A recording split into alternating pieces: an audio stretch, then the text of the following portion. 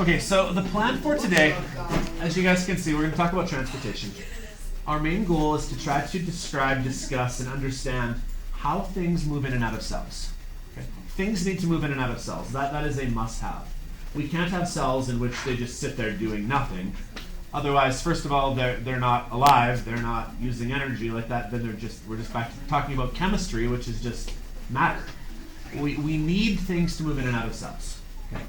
What is the gatekeeper to the cell? Who lets everybody in or out? Cell membrane. And so today our goal is to talk about how does the cell membrane allow things in or out? What is the mechanism to which that happens? And there are basically 6 main ones I want us to know about. And along the way, we're going to learn about all of these words. And I mentioned before in physics that at some point physics gets kind of repetitive. In physics, you teach a concept, and then after we teach a concept, there's a math formula. And then there's a new concept, a new math formula. Well, biology is kind of similar. Biology, I teach a concept, and then we tell you what words we've come up with to describe that idea. Remember the idea of Plato's cave?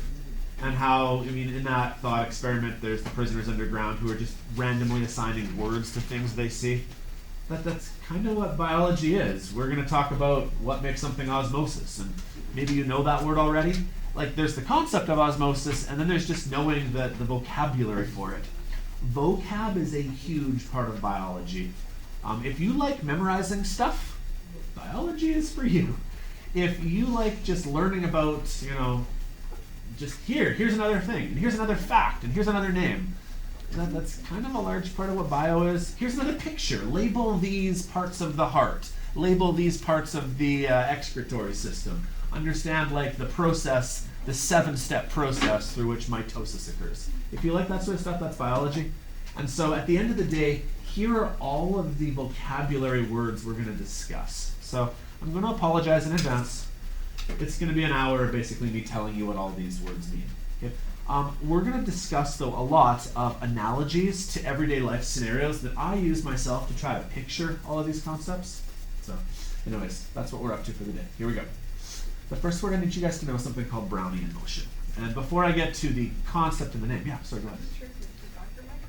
My microphone is dead, so I'm just recording off the microphone of the laptop. Thanks for reminding me, though. Yeah. So you can't walk away. So I can't walk away, that's true. I know, I have to sit right here for it to pick up my voice, I hope. So. I did click record, right? Let's double check here. Yeah, no, it's working. See the microphone. Thank you for checking. Okay. So, first thing we're going to talk about is called Brownian motion. Now, why is it called Brownian motion? Why isn't it called Christian motion or Rileyan motion? Yeah. Exactly. This was discovered by Robert Brown, who we've actually already heard of. Anyone remember what Robert Brown discovered? Yeah? Yeah, he discovered the nucleus. Now, he's not just known for discovering the nucleus. He did a lot of scientific achievements. But, like with many scientists, if you discover something, you get to name it after yourself. And so I like that with Plato's cave. It doesn't have to be called Brownian motion. No, it could have been called anyone in motion, right? Just pick your last name, throw it on there. So let's describe what Brownian motion is. Okay. Over the last 3 months, I have done the same analogy with my hands over and over again, the jazz hands thing, where molecules are vibrating, and we know this. Anything that has energy, heat energy, thermal energy, they are vibrating due to conduction, and molecule 1 bumps into molecule 2. You've seen me do this with my hands way too many times. Well, what Robert Brown basically discovered under the microscope is this concept and this idea that molecules are going to vibrate, bump into each other, and they're not going to stay in one spot. And you know how Robert Brown discovered the nucleus? There's another scientist at the time who was looking at live specimens under microscopes. It was Anton van Leeuwenhoek. Remember the story? Van Leeuwenhoek took teeth scrapings, looked at his bacteria from his mouth, and they were moving. He called them little animals, or at the time he called them animalcules, and he discovered they were moving around. Well, Robert Brown basically took that concept and said, hey, it's not just cells that are moving, all molecules seem to be moving at a microscopic level. And of course he named it after himself. The example I give for this is you go to a concert, and up at the front there's a big mosh pit, and you're kids are riding, surfing on top of the crowd. Can you kind of picture that example there? Will you end up being in the exact same spot the entire time due to all the jostling of other molecules? No. You started the concert, right? And by the time you're done, you're like 20 feet over there. Because like through that process of randomly bumping into each other, you've moved around. And that's Brownian motion. It kind of describes why this one white sphere, right, this one white ball right here, it itself is not like got a motor inside of it causing it to move. So my pen isn't working now. Technology's not working today. Come on, board.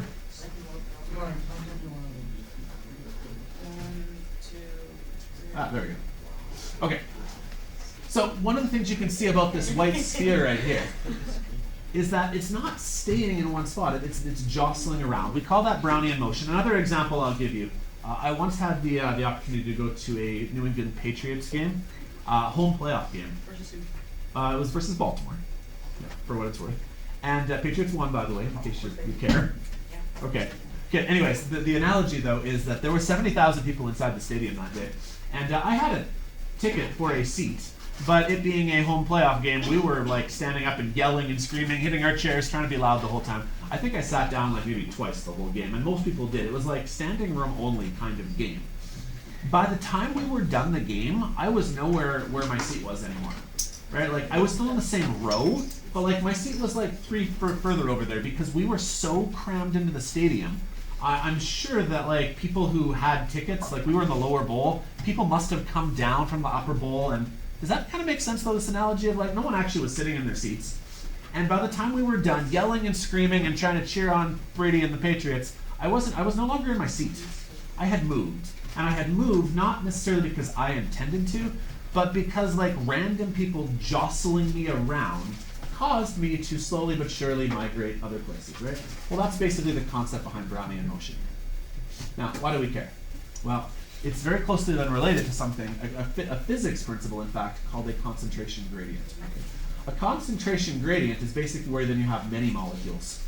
And in this example right here, I'm going to give you just these green balls. Okay? They can be sugar, they can be oxygen, they can be water. I don't really care what they are, but this is a molecule, a compound of some kind. And slowly but surely, due to jostling of molecules next to it nearby, they are all going to move around. Okay? So rather than there just being one ball like this moving around, now there are going to be many, and they are basically going to spread out, which is a natural tendency of pretty much all objects. All objects over time like to spread out. The vocabulary we use in biology is we call this going down the concentration gradient. Concentrated means everything is tightly compacted. And hopefully you'd agree that over here, these green molecules, they're tightly compacted, they're all together. But slowly but surely, they're going to want to spread out. And the key thing, if any of you want to like highlight or follow along with your notes, is that they do that until they're evenly distributed. Okay? That's normally what will happen, is things will, in general, try to find a way to evenly distribute. As an example, all of you in this classroom are fairly evenly distributed. It's not like all of you decided to take all your desks, shove them up against the wall, and everybody sit on that side of the classroom with like nobody over here. That'd be really weird to do, right? In general, everyone, for the most part, is pretty even. Right? We don't even have a single desk other than the white desk where there's not even a single person out, right? You sure might have 1s and 2s and 3s and 4s and 5s at each pod, right? But that's the concentration gradient we spread out. As another example.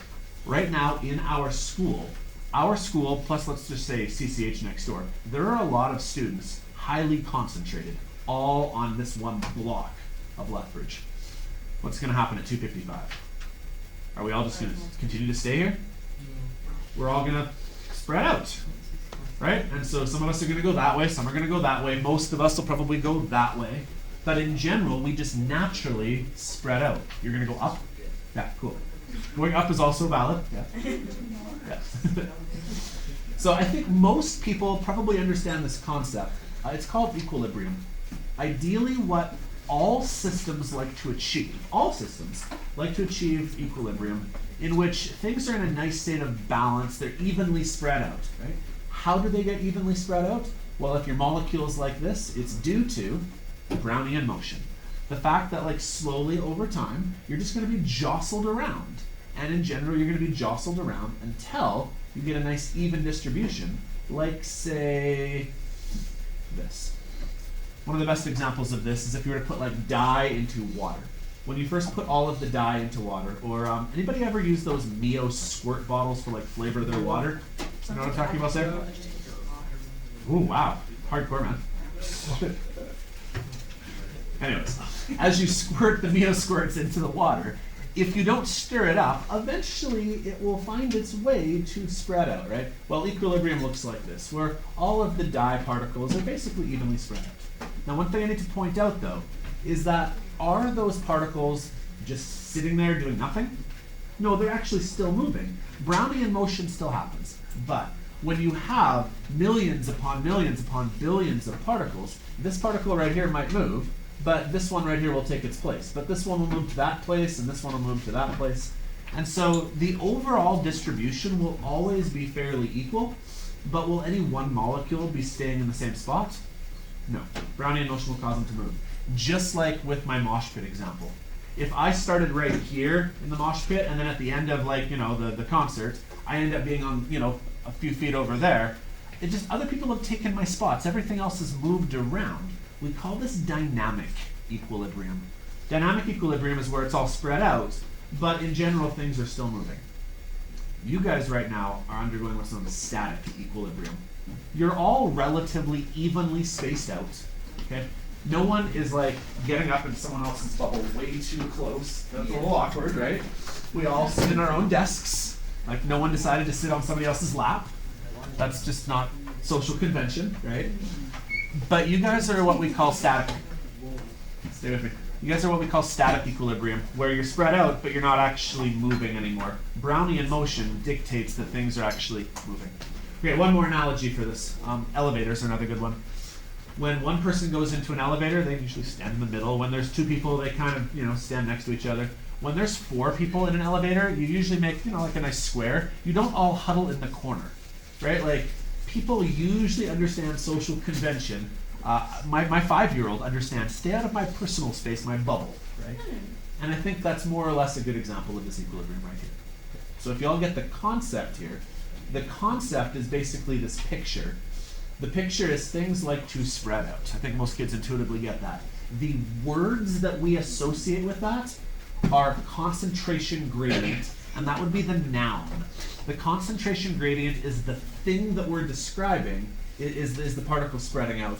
The verb, though, is this. The verb is called diffusion. You've probably heard this word at some point before because we use diffusion in other scenarios in everyday life. Diffusion is the process of molecules moving down the concentration gradient. So, you guys know your verbs and nouns? The thing is the concentration gradient. High concentration to low. It's the words we've just randomly assigned to this scenario right here. The verb of what is happening, we call it diffusion. It's where these molecules basically slowly but surely spread out. And it's part of a larger heading of what we call passive transport. So for those of you who are kind of typing into your phones right now, passive transport, there are 3 different types. The first one is known as diffusion, where just things naturally on their own spread out. The key to passive transport is that they require no energy input. They just do it on their own. That molecule, that white or that yellow ball that I showed you on the first slide, it doesn't have some sort of motor inside it moving around. It just got jostled around naturally because of thermal energy, right? The jazz hands, the heat of one thing bumping into another, that just happens on its own. No extra energy was required. And so we call that passive transport. They always have to go, though, with the concentration gradient. You always have to go from high to low concentrations. And ideally, when you're done, you'll have an even distribution of molecules. The name we have for that again? Equilibrium. And pretty much all systems try to reach a process of equilibrium. Whether we're talking about human beings in a classroom or elevator, whether we're talking about particles of dye as you squirt your Mio juice into water. Pretty much all things like to just be evenly spread out. That's a pretty natural tendency. Here are then the 5 things that diffusion depends on. We'll read through them one at a time here. Number 1, the concentration gradient. Sometimes we'll use the phrase the steeper the gradient. What that really means is like the more imbalance there is between side A and side B, the faster things like to spread out. If I were to draw a couple of pictures here, imagine that I've got these molecules right here needing to spread out, or imagine that I've got these molecules here that need to spread out. Which one would have a need to spread out more? Well, the bottom one does, right? Because there's only 5 particles right here. They're not overly crammed together yet. So yeah, this one will want to mosey its way over here, and so will this one. Maybe this one will go that way, but it's not like it's imperative. But like, man, there's a lot of particles all shoved into one side over here. They're going to move faster, right? So the more concentrated it is, the faster they move. Also temperature. Because again, what is temperature? Just atoms. It's particle 1 bumping into particle 2, while temperature is how fast they're vibrating. If particles are vibrating faster, they're going to jostle each other more. They're going to move faster, right? That's only logical. These last 3 are things that we probably haven't discussed as much, that aren't as intuitive. Phases of matter. Gases diffuse faster. Okay. One of the reasons why is that gases are further spread out. They aren't as, like solids are more dense. Gases are more spread. And so it's easier for gases to move, more or less. Gases are related to pressure. You can pressurize gases. You guys probably know this. If you have something under high pressure, let's say that you had like a beach ball that you blew up, right? And then you pop it. Well, if it was really, really, really compressed, and then you pop it, it's gonna go, and it's gonna go flying away like the typical like balloon. You know how you blow into a balloon? Blows up, but then you let it go, the balloon goes flying away. Well, what happens if you have like a half-inflated beach ball that you then put a hole in? If there's not a whole lot of pressure there, there's not really a lot of reason for all the gas to escape. Will it? Sure, but like eventually, you know, it'll be like you when your mom asks you to clean your room. You're like, I'll get to it. Unless your mom applies some pressure and says no allowance unless you clean your room right now, and then you're like, oh, okay, now I got it. I've never gotten no allowance in my life. Jeez, I sparked a fire, controversy, didn't I? Okay, last one. Particle mass size. The larger the object you're trying to move, the harder it is to move it. I think that kind of stay with me, people. The larger the particle size, the harder it is to move it. For what it's worth, we'll learn about this physics principle in grade 11 physics. It's known as one of Newton's laws. But the heavier it is, the harder it is to move. You probably know this. Let's say that you get stuck outside in the snowbank, and but you have like a small little car. You get your friends to go push the car. You push the car out. Let's say you get stuck, but it's like, you know, a half ton that's got a whole bunch of 2x4s in the back. It's a little harder to push it. I mean, you might get there, but I mean, in general, bigger things are harder to move, right? So, larger the mass, the slower the diffusion. So, are we okay with the concept of diffusion so far? Just the natural spreading out of particles. That's the picture we already saw. Here's another picture. We're all good on the concept. Okay. Well, let's say that the particles that are spreading out are water. Water is such a key and vital part of life. Like all things that are alive more or less use water, right? Like animals need water, humans need water, plants need water, right? I think I have that written in here. The process of movement of water is so vital to life, we give it its own name. We call it osmosis. So really, osmosis is diffusion, if it's water. Okay. I don't know what particles are moving. It could be potassium, it could be sugar, it could be, who knows, it could be carbon dioxide. But if it's water that is moving, we call it osmosis. Fair enough? Okay. So, is all osmosis diffusion? Yeah. But is all diffusion osmosis? No, because you could have potassium diffuse. You could have sugar diffuse. But if you have water diffuse, we just give it a new name, we call it osmosis. That's all. Just a special name because it's that important. Now, the reason why I have this slide right here, though, is 3 other fun words. And this is one of the harder concepts. I need to draw some pictures to help explain it. It's about what happens when water either enters or exits a cell. It's possible that when water enters a cell, too much water comes in. And as water enters the cell gets bigger and bigger and bigger. Kind of like a sponge that's absorbing water, it kind of expands. It's also possible for water to leave a cell. And slowly but surely the cell will contract and shrivel up and sometimes even die. As an example, anybody ever had to cure a sore throat by either gargling with Listerine or maybe salt water? What you're actually doing when you're gargling with salt water is you're causing the water inside the cells in the back of your throat to come out of the cells. The cells then shrivel up and die. And you're actually killing the cells that are causing the irritation in the back of your throat by gargling with salt water. You're actually removing water from the cell. I'll explain how in a few slides here. It's also possible to overhydrate though. Maybe you've heard this before. You're like, you should hydrate, you should drink water, but you can OD on water in theory if you drink too much of it. Everything has a lethal dose at a certain point. So if you take too much water, you can actually cause your cells to swell up and become too large. That's this vocabulary right here. I'm going to come back to it. Let me show you some pictures and try to describe this concept. Here's the three possibilities. You can have a cell that swells up so much that it explodes. It took on too much water.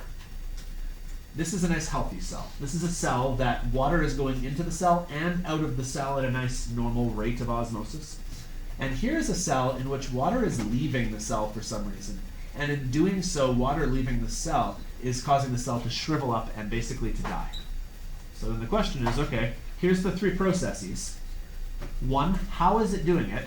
And then two, how are we going to name these processes? And how are we going to remember the name for each? Okay? Now, if you're good at memorizing stuff, just do that. So if you can just remember that hypotonic cells blow up, isotonic cells stay the same, and hypertonic cells shrivel. Cool. But maybe you need a little more depth. I do. I'm not that good at memorizing everything like that. So I have a better slide here.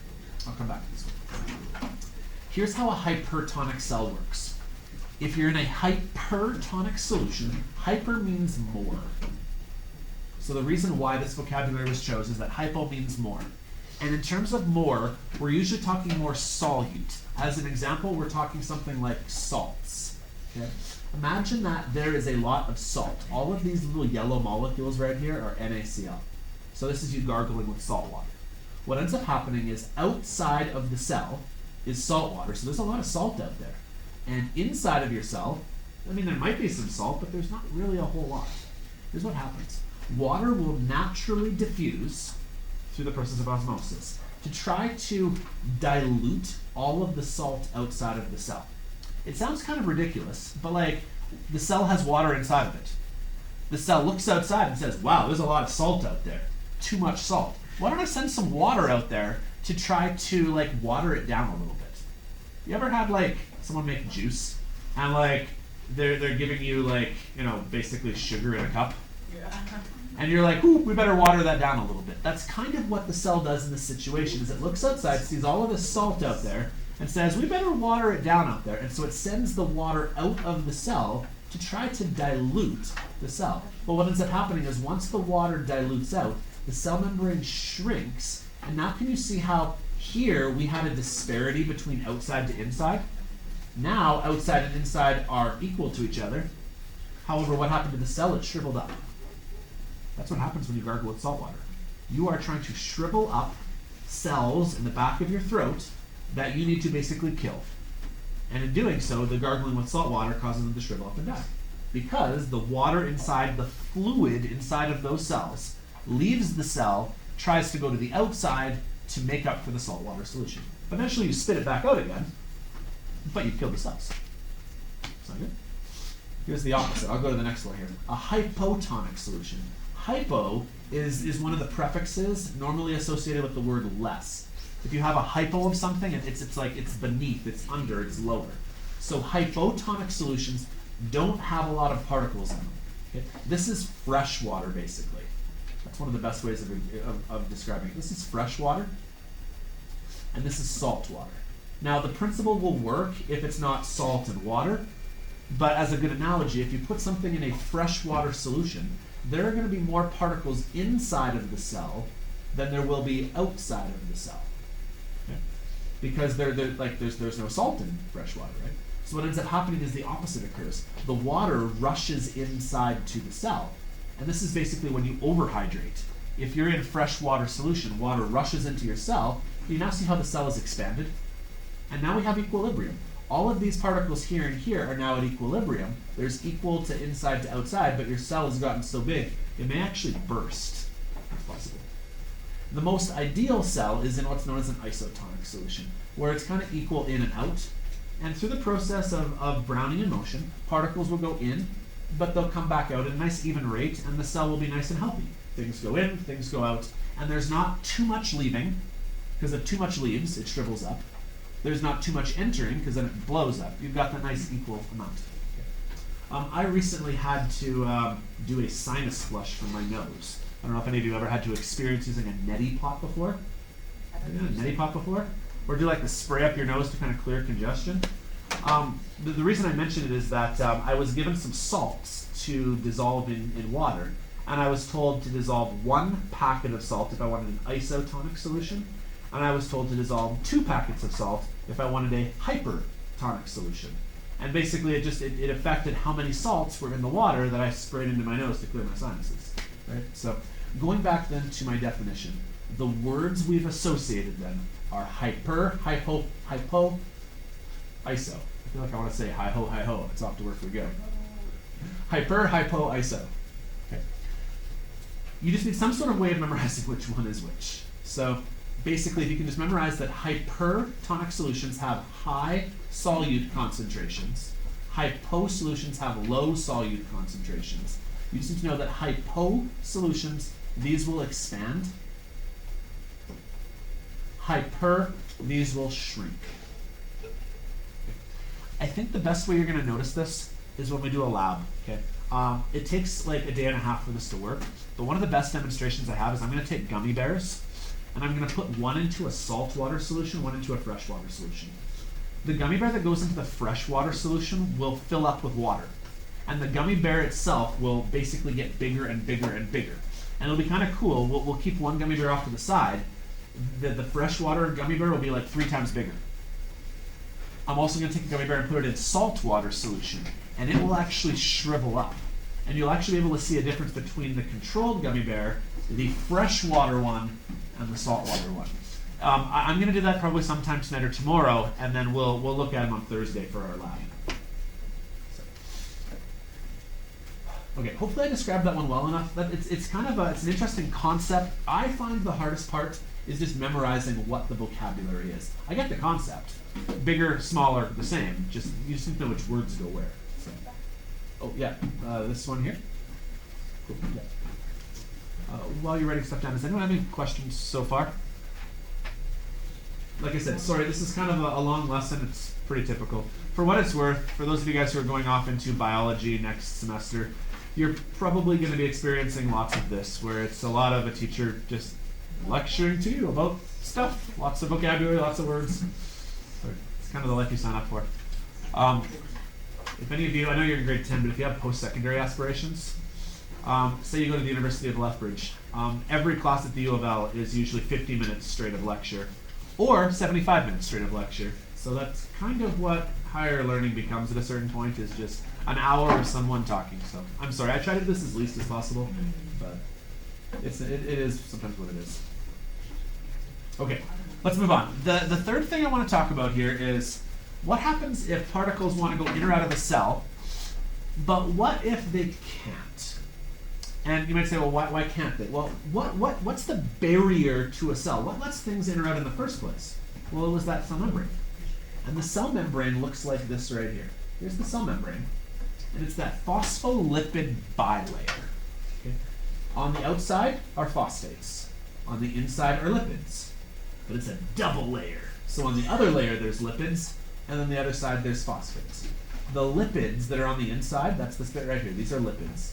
Lipids are like oils or fats. Water does not do well inside oil. You guys know that oil and water don't mix. You probably heard that phrase before. You don't even see it before. Water cannot go inside the cell membrane like this. And so it needs to have a door, a port of entry, so to speak. We've discussed this already. They're called proteins.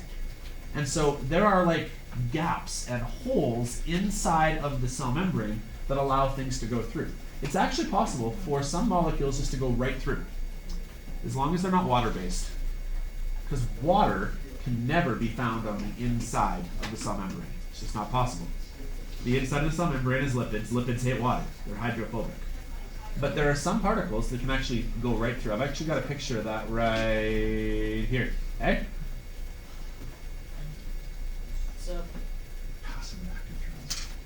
So there are some molecules that have the ability to just go right through the wall because they're small enough.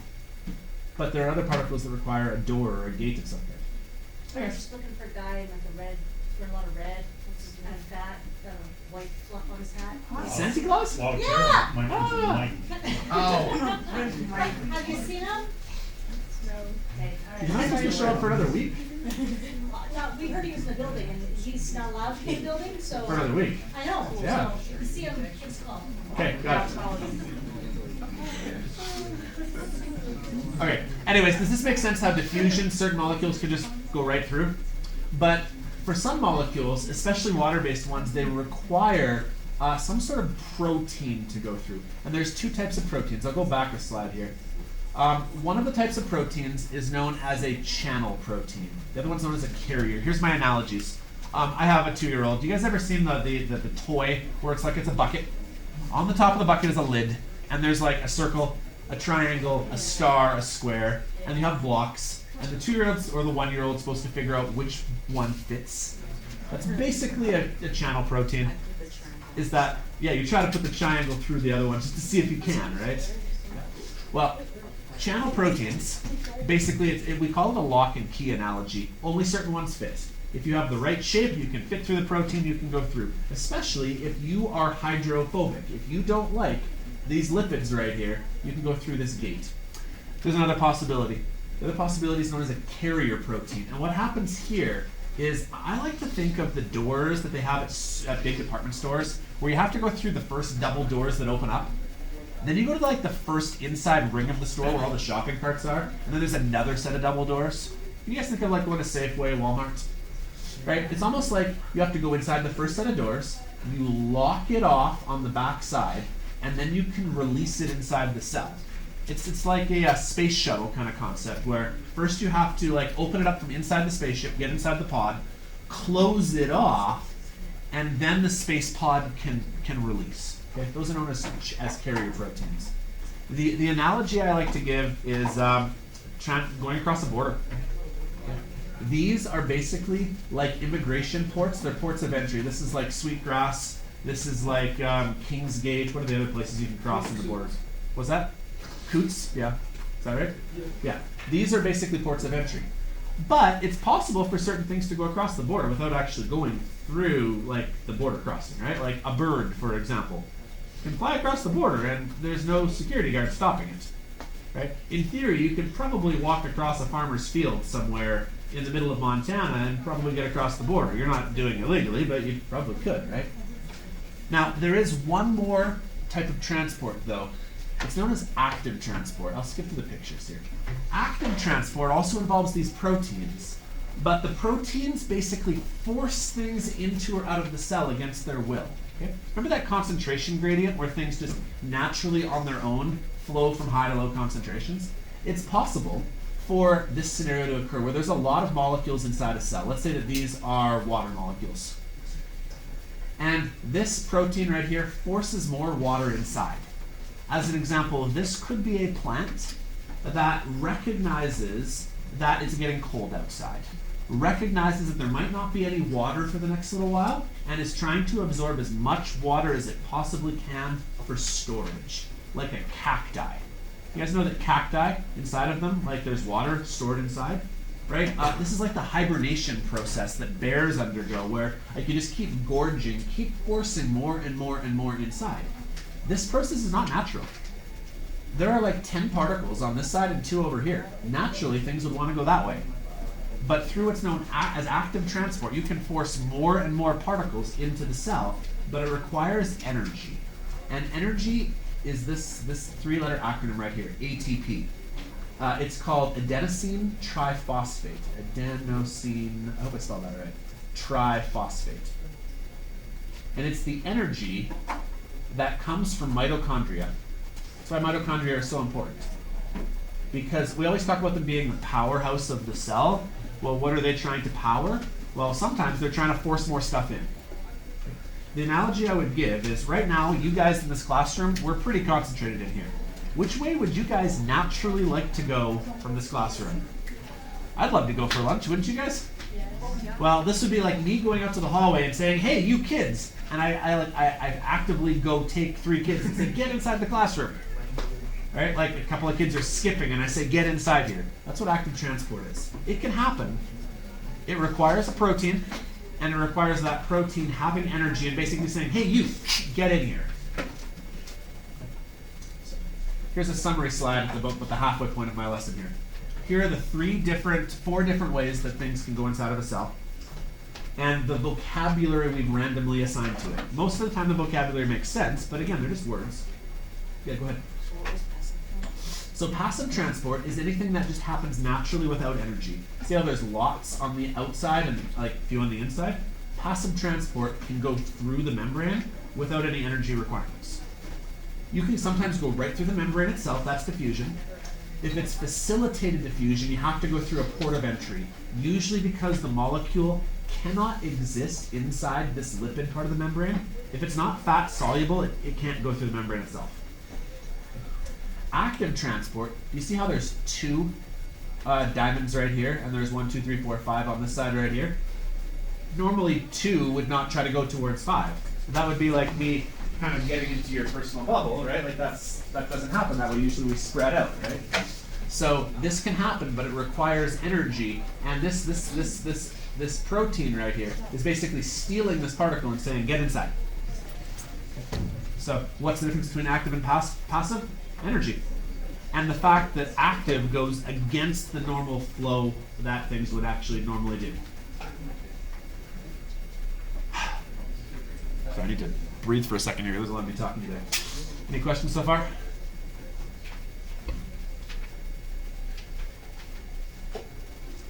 Now, it's also possible that you have either such large particles or so many particles that need to get into or out of the cell that going through a traditional door doesn't really make sense. And the best analogy I have for this is a time when I was a student at the U of L.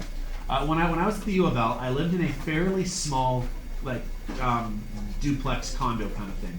You know, student housing, okay? Not a lot of room.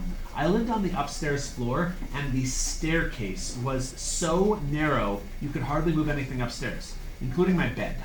I literally could not get a bed up the stairs because the stairs were so narrow that you couldn't actually turn the bed around the corner.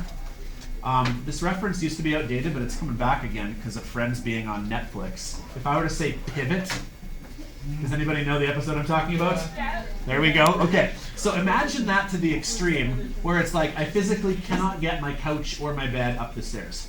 But this was where I was living, and I needed to sleep there.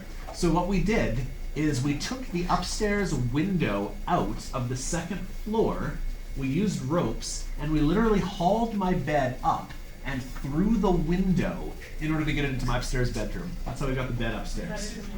Yeah, the other possibility was taking the bed apart and rebuilding it, but we were replacing windows anyways. Now, here's the moral of that story. Here's why we care. That's this process right here. Either the particles are so big, or the particles are, there's so many of them, that it's just not logical for you to make them go into the cell one at a time. The cell has the ability to basically maneuver itself. See how it makes a little pocket right here? All of these particles then come inside, and it pinches itself off. It almost is like it makes itself its own door. It made its own pocket to go inside of. And this is kind of like my analogy of like taking out the window, putting in the big molecule, and then putting the window back together, right? Because see how the cell membrane's back to normal again here? Now, did these particles ever actually go through a membrane? No. Because look, here's those particles right here, but there's like a membrane inside of the cell. Isn't that brilliant? Here's the actual double-layered cell membrane right here, and here's all those particles inside this little pod inside the cell, and we've already discussed this. Those pods are either called vesicles or vacuoles, depending on whether it's short or long-term storage. Plant cells do this a lot. They need to intake a ton of water, and so rather than water going through one at a time, they store it in a vacuole so that they have water when they need it. Like I said, a cactus needs to absorb a lot of water because it's going to go through dry spells. So it has a massive amount of storage containers inside the cell, all holding that water. Eventually, these vacuoles fuse with lysosomes. What do lysosomes do again? Well, they have enzymes that cause things to get digested and broken down. And so eventually it does need to make it through this membrane right here. It needs to get broken out of that. Well, the lysosome will break down the membrane and find a way to get the water out at some point. So it's actually kind of a brilliant concept. This is known then as endocytosis. That's the vocabulary we've chosen for this concept of basically engulfing what it is you want and absorbing it inside of your cell. A couple of thoughts. The prefix endo often means to enter, and we actually have seen this before in the vocabulary endothermic. And you guys remember the opposite of endothermic is exothermic? So if you guys remember this vocabulary from chemistry, endo means to enter, and exo means to exit, which is my next slide then, obviously. Exocytosis is the vocabulary we've given for material getting expelled from a cell. What sort of material might a cell need to get rid of? That would work, yeah. What if it's a red blood cell? What do red blood cells do? What do they intake? What do they uptake? Oxygen for carbon dioxide, right? And so a cell might need to get rid of a lot of carbon dioxide, right? Or whatever waste it happens to come across, right? Just like the human body has an excretory system where we intake things like food and water and chocolate, because it's Christmas time, right? We also have to send some stuff out of our bodies. Otherwise, we would eventually get bigger and bigger and bigger. We expel water through urine. We go to the bathroom in other ways. I'll just leave that part there. We sweat. Let's go with things that are a little less gross. We sweat, right? That's our body expelling things, right? Our body needs to have a healthy intake and outtake of things. So long story short, exocytosis is where large amounts of matter are removed from the cell, and you can kind of see this is that vacuole. It has the ability to move. It migrates itself towards the cell, towards the wall. It fuses with the wall, and then it just busts open. It pops, essentially. That is a good analogy. That's a good concept here. Did these particles, though, ever have to go through a membrane? No. The membrane kind of went around them. So therefore, there are three ways that things can get in and out of a cell. One is they can go right through the membrane, if they're small enough and if they do not fear the lipids on the insides. They can just go right through. As an example, that would be like how a cow or a dog walks across the Canada-US border and no one really cares. Cows can walk? Sorry, no. I'm sorry. Yes, they can. Okay, then there's facilitated diffusion. Facilitated diffusion is where things go across the border, but they go through a port of entry, through a protein. You can also have active transport, where it goes through a protein, but you force it the wrong way.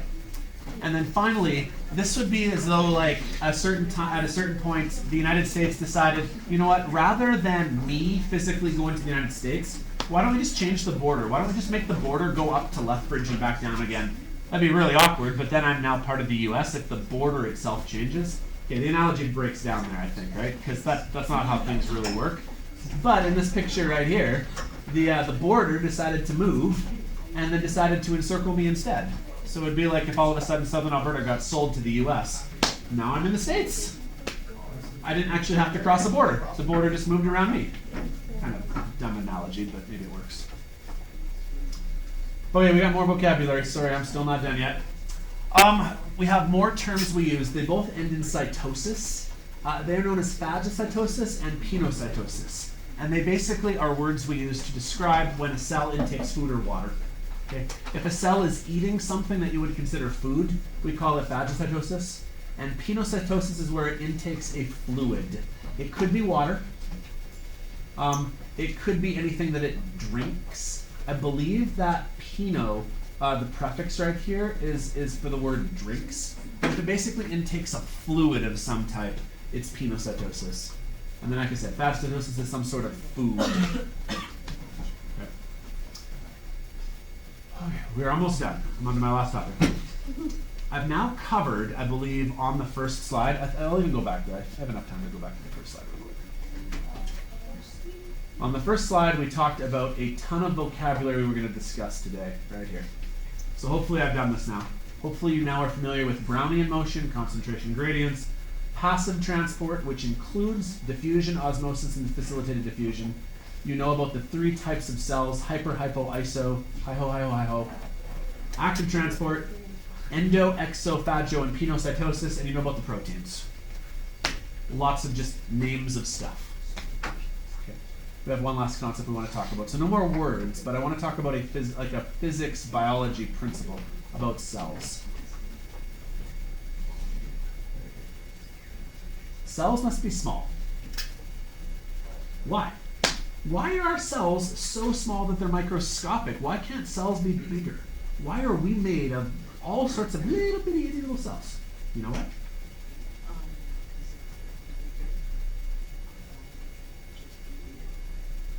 I guess, but maybe weird would be normal for us then. The reason why is transport. It's why it's in this section right here. Is it has to do with transportation. Maybe the best analogy I can give you is to pause on cells for a bit and talk about cities. We have transportation systems within the city of Lethbridge. Okay. How long does it take for us to get across Lethbridge in a car? Yeah, that's what I said in the first class. Maybe half an hour, right? Like if it's really busy and you have to go all the way across Roof Up Drive, go all the way down 6th, go all the way down Mayor McGrath or Scenic or whatever, right? Maybe half an hour. Okay. Now, what happens if you're in Calgary though? Oh. Anybody ever been stuck in Calgary during rush hour traffic and it takes you like an hour and a half plus to get from one side to the other? This analogy worked way better with the last school I was at, but you can probably imagine it. My last school I taught at was Fort Macleod. It's a small little town, 3,000 people. When I asked the kids there, how long does it take for you to get across town? They go, 5 minutes, maybe 3, right? My point here is that as cities get bigger, there's more territory to cover, and it takes longer to transport things. Well, when we're talking about transporting things in and out of cells, we don't want big cells because those cells, it takes too long to move between it. Okay? I have it written on the second bullet point right here that large cells, hello again, large cells have nucleuses that are too far from the membrane to effectively react to materials entering the cell. Just like Calgary is too big to realistically walk the city of, right? Fort Macleod, you can probably walk around. It's not that big. But Calgary, it's not very realistic for you to transport yourself through the city of Calgary. It's just too big. A big cell has that same problem. Here's a picture of a cell, right? Just the standard one you're going to make tomorrow, right? If you have a little bitty cell and you only have to travel this far, not a big deal. But as you have a bigger physical cell and you need to go through the membrane and get to here, it takes longer. Why does that matter? Well, again, say you're a red blood cell. What do red blood cells do again? They intake oxygen and they expel carbon dioxide. If you're an athlete, you need your red blood cells to be constantly sending things in, out, in, out, in, out. Because you are breathing in, as you're performing, right? You need that oxygen to, make your muscles work properly. And if oxygen cannot get into the cell and out of the cell quickly, it's not very effective. Does that make sense? So therefore, we want small cells. But there's one more factor. As cells get bigger in size or smaller in size, that's their volume. One other factor is known as their surface area. The surface area is the actual membrane itself. It's the entry routes. Okay? And my analogy for this would be to consider, say, Lethbridge. Say you wanted to get out of the city of Lethbridge. How many roads are there out of Lethbridge? I don't know, there's maybe 4 or 5. Depends on which way you're going. Yeah, right? You can go east or west on Highway 3. You can go down, down by Walmart. You can either go to McGrath, you can either go to Raymond, you can take Highways 4 and 5. You can maybe go north to Picture Butte. I'd say there's maybe 5 main ways you can go out of Lethbridge. What about Fort Macleod, though? Fort Macleod, there's 2. You can either go on Highway 3 east or Highway 3 west. That's kind of it. What about Calgary? Calgary, there's lots of ways in and out, right? You can go towards Black Diamond, you can go towards Cochrane, you can go towards Airdrie. There's lots of places you can go. Here's my point. Although the city of Calgary is bigger, because it's bigger, there's more points of entry and exit. And that's your surface area. And when you're a cell, you want to have 2 things. You want to have lots of ways in and out. That's your surface area. You want lots of routes to get you in and out of your cell. However, you don't want a big cell inside, because if you have lots of area inside of the cell to go through, it's going to take you too long to transport. That's known as the surface area to volume ratio. In general, here's the two reasons why we got that problem. You need to get oxygen and nutrients in, you need to get waste out, otherwise it'll poison itself. So what we're going to calculate here is what's known as the surface area to volume ratio. I don't necessarily need you to make these calculations, just follow along, I'll do the math for you. But the concept is basically we want a large surface area and we want a low volume. Lots of area to get in and out, small cell. So I'm going to do a calculation here. This could be a plant cell. You guys remember looking at the onion cells under the microscope? They're very rectangular. This could be a rectangular onion cell. We're going to calculate what's known as the surface area to volume ratio. Anybody remember what the formula for volume of like a rectangular prism like this is? Yeah. Yeah, a couple of you already knew that one too. Cool. Yeah, volume is usually length times width times height. And for what it's worth, I'm going to do this one today just to illustrate the concept. If you're ever asked to do this, say on your final exam, I'll make sure we have like formulas. So length times width times height is pretty straightforward. It'll be 10 by 2 by 2. And I can do that in my head. 10 by 2 by 2 is 40. Sound good? That's my volume. Do we want a big volume or a little volume? Little. You might think bigger is better. Like, why don't we make a big cell? Well, no, because it's harder to get through it. Right? Living in Calgary, it's hard to maneuver through the city. Now, for the second part of this, please try to stay with me here, okay? We got to do surface area. Surface area is all your points of entry. And there are 6 sides to this particular cell. I'm going to color code them. There's the front side of the cell, but I'm going to times it by 2. Can you guys get how there's a back side as well? With my colors here. Hey. So sorry to interrupt your lesson, It's okay. Go for it. but we just wanted to say thank you so much for all you do. So we're spreading a little teacher cheer Woo.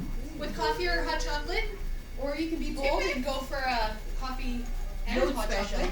Hot chocolate, please. Okay. Is this just for me? You're not offering it to them? Just for teachers. Sorry, guys. Teachers only. There's special people. You know, I'm gonna become a teacher. Well, just so you guys know, at Flex we don't have soup days like That's I true, say. that's That's true. teachers I make. can't have gluten. Thank you. So yeah, so you can come Appreciate have it. it Flex. Thank you so much. Thank you guys. for all you do. Oh, you're welcome. My toasters, like, I look at you. That might be Thank you. Okay, I've got 5 minutes left. Can you guys give me 5 more minutes of your attention? Okay. It's been kind of a distracting class. We've had people coming in and out. Okay, let's find the surface area of these shapes here. We good? Okay. The purple boxes. There's 2 of them. Oh, I guess I'll do blue first since I'm on the blue pen. The blue boxes, there's the top and there's one on the bottom, right? There's 2 of them. And these boxes, I believe, are 10 by 2. So 2 by 10 by 2 is blue.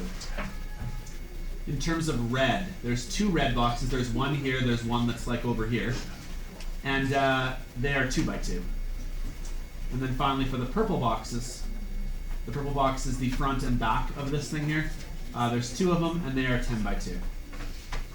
Doing a little bit of math in my head here. 2 by 10 is 20 by 2 is 40.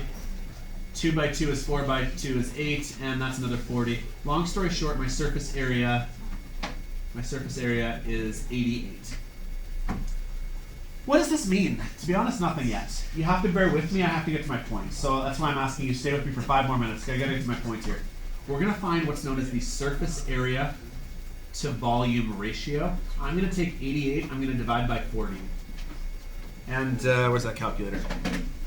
88 divided by 40 is 2.2.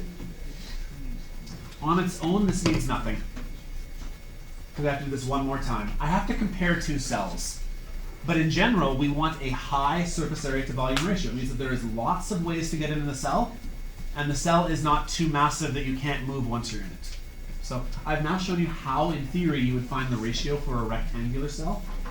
What we're going to do now is we're going to talk about what to do if we have a spherical cell. Okay. So a spherical cell would look something like this one right here. This one's actually a little bit shorter. You just need to know the formulas for surface area and volume. And if you don't stress about it because I'm going to give them to you here. The formula for surface area of a sphere is 4 pi r squared. And the formula for volume of a sphere is 4 over 3 pi r cubed. I said, stay with me for just a few more minutes. I promise we're almost done. If I were to type in some numbers here, the radius that I gave you here, I said was, let's say 7. So I'm going to go 4 times pi times 7 squared. And I'll do 4 over 3 times pi times 7 cubed. And I'm going to tell you what these numbers are. Again, on their own, that's not really meaningful. You have to wait until I get to the end of all this. So 4 times pi times 7 squared is 615, let's call it. 4 over 3 times pi times 7 cubed is 1436, let's call it. Again, none of this is still relevant yet until we finish off the whole puzzle. I want to find the surface area to volume ratio, which means I just have to divide these by each other. 615 divided by 1436 gives me a ratio of 0.42. That's a 2. My board's glitching out on here. It knows it's time to be done too, I think. 0.42. Okay, now we can actually do some comparing. Which cell is better? A circular cell with a ratio of 0.42 or a rectangular prism cell with a ratio of 2.2? Which one's more effective? The second one. We want a high ratio, because the high surface area to volume ratio means you have a lot of surface area, which you need, because that's how you get in and out of cells, and it means you have a low volume, because you don't want a big volume. Big volume means it's hard to move around inside of. Which of these two cells is more likely? This one right here. There are not many cells that actually look like this. Even though many of you are going to make a cell out of a sphere, most cells are not a sphere. You guys know what the shape of red blood cells is? It's like a donut-y disc. Yeah, it's fairly flat. It's got kind of a weird geometry to it. I'm sure I have a picture of it somewhere in here. But yeah, they're long, they're kind of flat. Come on, there was one somewhere in here. Ah, this one right here. This is a really good picture of what a cell might actually look like. It looks kind of like maybe a cough drop candy, or maybe like a Danish, right? Where it's like there's the breading on the outside and some nice cream filling on the middle there. This is actually the more likely shape of a cell because it has lots of area around the outside, but it's not that hard to move once you're inside. Long and flat is way better than the sphere. The sphere is really hard to get into. The sphere is Calgary. Calgary's a mess. It's so hard to get in and out of Calgary because it's basically it spreads for forever. That's why we don't really like to have lots of things in the sphere shape all that much. So, anyways, here's what I need you guys to be able to write down for today's learning goal. If you're asked to calculate a surface area to volume ratio, fair enough. I can help you with that if you need. I just need to know why we care about them. We want a high ratio. Okay. Last slide, then I'm finally done for today. We're now going to move into, after Christmas, going from single-celled organisms to multicellular organisms. Most organisms are made not of one cell, but many cells. And there's a couple of reasons why. Here's the 3 main reasons why you and me are made of like trillions of cells, not one cell. Number 1, division of labor. We can have special cells. We can have cells that are for your brain, cells that are for your heart, that are for your liver. Certain cells can just do one specific task. Okay. Second thing, size. Multicellular organisms, you can have lots of small little cells. If you had like lots of big cells, it's really hard to move stuff in those big cells. And probably most important, interdependence of cells. Hypothetically, let's say that you are a one-celled organism and your one cell dies. You're dead. Let's say that you have 1 trillion cells and one cell dies. Okay, sure, whatever. You get the difference there? And so we're now, after Christmas, going to talk about how multicellular organisms now use tissues, organs, and systems to make it so that we have brain tissue and heart tissue and arteries and veins. And we're going to talk about plants specifically. They do the human body in grade 11. But basically the concept of how we need to now have these cells work together in tandem to accomplish goals. So, okay, I'm going to shut up here. Here's what I want you guys to work on. There are 5 questions for the learning goals for the day that hopefully you've been typing out as we go along. Going through them real quick. Do you know what passive transport is? Did I explain the tonic solutions well enough? That's a harder one to get. I think a visual on Thursday will help. Do you get active versus passive transport? Energy, basically. One goes uphill, one goes downhill. Do you get how you can engulf or expel materials through endo or exocytosis? And finally, do you get why we need this healthy surface area to volume ratio? If you have a low ratio, the cell's gonna die. It'll poison itself, or it'll starve. So hopefully you understand why. There are also 5 multiple choice questions for you to answer on the lesson. So if you could, try that with the last 10 minutes of class here. Tomorrow, if you're not being excused by your parents, go to the Learning Commons. And I have craft supplies if you need them. If you're planning on going somewhere else in the building, like you guys are, I know to work in other places. Who else is working somewhere else tomorrow that I know of? Where are you working? Are you guys in the kitchen? Yeah. Oh, did you guys book with Nick? Hang on a sec here. I don't have a kitchen booked for you. Okay, let's talk in a bit here. Okay. If you're planning on being somewhere else in the building, though, can you chat with me in the Learning Commons and then head there? Okay. Otherwise, you need to be excused for attendance. Okay, I'll stop my video and you guys can work on this, and I'll figure out what we do about the kitchen here.